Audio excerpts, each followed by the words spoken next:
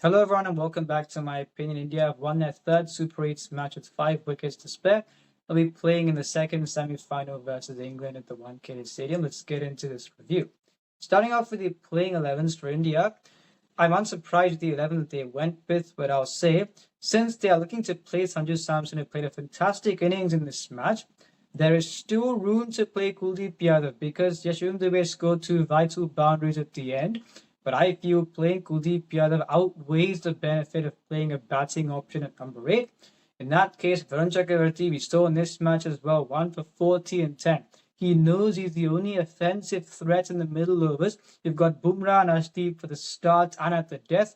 If Varun Chakravarti goes for runs and there's no one else as an offensive threat, and at times they didn't do that in this match correctly, but at times they've been wrongly bringing on Varun Chakravarti in the power play. He's gone for around the 11-run mark, and then he's bowled defensively from there. If they play Varun Chakravarti and Kuldeep Yadav, they bowl them in the middle overs. Bumrah, Ashdeep at the start and at the end. And Hardik Pandya, he didn't bowl well in this match, but if he bowls like the way he did against Pakistan in the power play, I think you can go with those 3 seamers in the power play. Then in the middle overs, you can play Akshar Patel, Varun Chakravarti and Kuldeep Yadav. If necessary, you can bowl Akshar Patel in the power play if you feel that it must be done. But I don't think Varun Chakravarti and Kuldeep Yadav should be bowled in the power play. So that's how I think they should go. Will they do that? I don't know. I think they may play the same 11, but I don't think that is advisable. And now for the West Indies, I'd said, first of all, Roston Chase played ahead of Brandon King, correct decision. But then I'd said Jaden Seals to play ahead of Romario Shepherd. Romario Shepherd didn't bat in this match, and he bowled 2.2 overs, none for 34.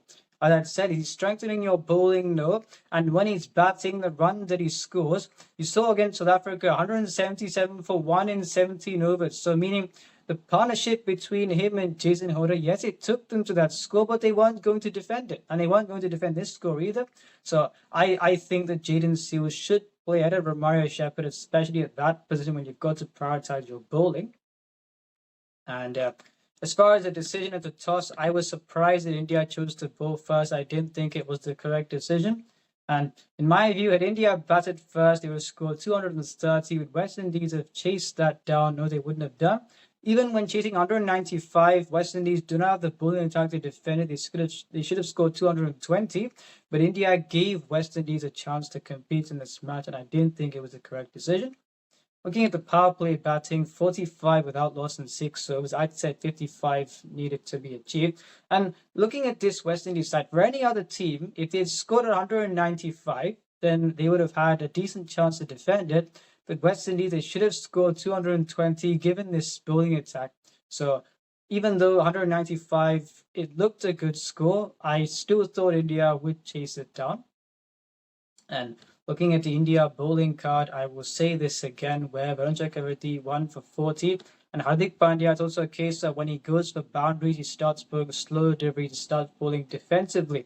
Ashdeep Singh would not go for runs on most days. 24 runs he won in his third over, but then he bowled a good last over.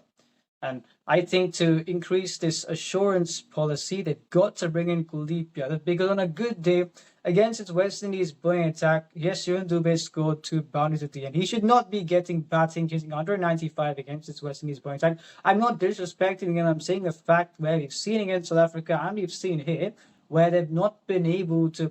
They scored an underpass score in the previous match. In this case, any other team would have had a decent chance to defend it. With West Indies bowling, they would not have had a chance if you saw them. And India's batting, Abhishek Sharma being dismissed earlier again, and I'll say this.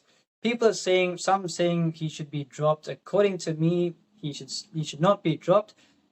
The technical point on Ashwin's channel, he talked about Abhishek Sharma not having shots against the spinners on the leg side. But I also think they are bringing on spinners to exploit the ego.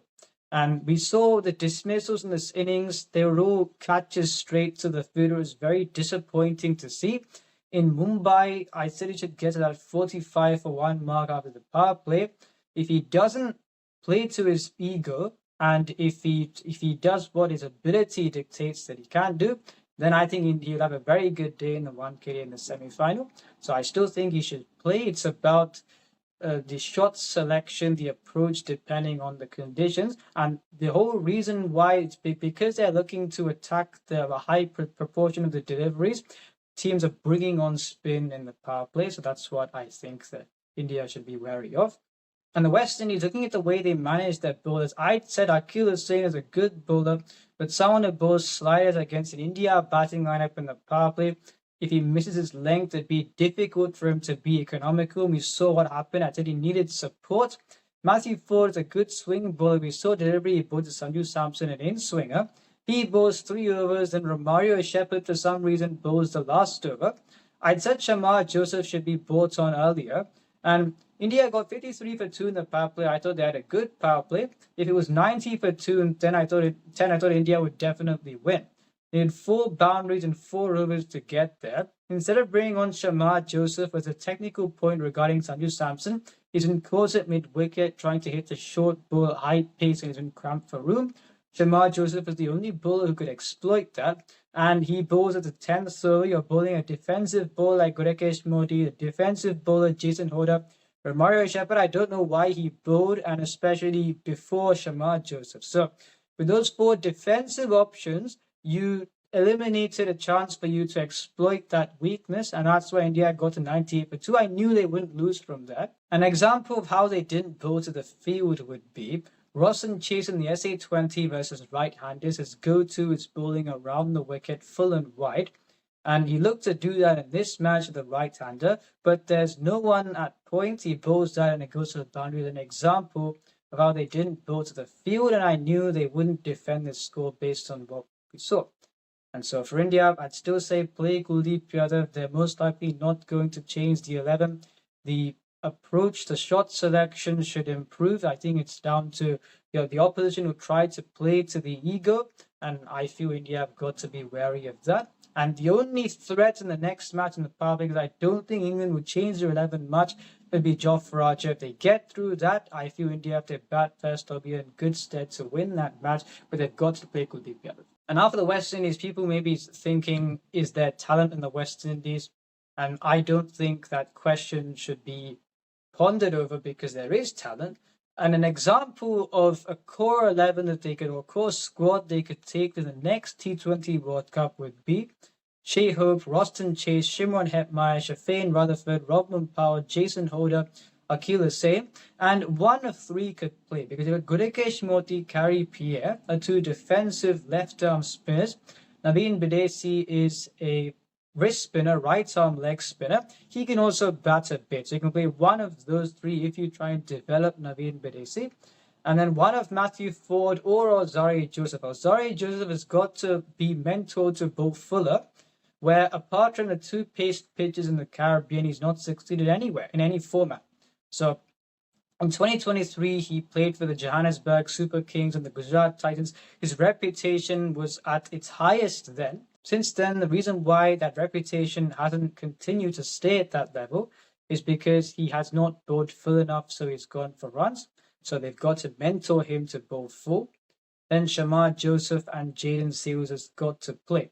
Shamar Joseph, if they're thinking, they could either bowl in the power play, or if they're thinking Akhil Hussain, Ozari Joseph, and Jaden Seals, they think Shamar Joseph in the middle overs to be an offensive wicket-taking threat, they could go with that. So in this case, you've got enough offensive options. So then Jason Hoda, if you have to bowl him, then if he looks to bowl defensively, it won't be a one-dimensional option when you've not got an offensive option.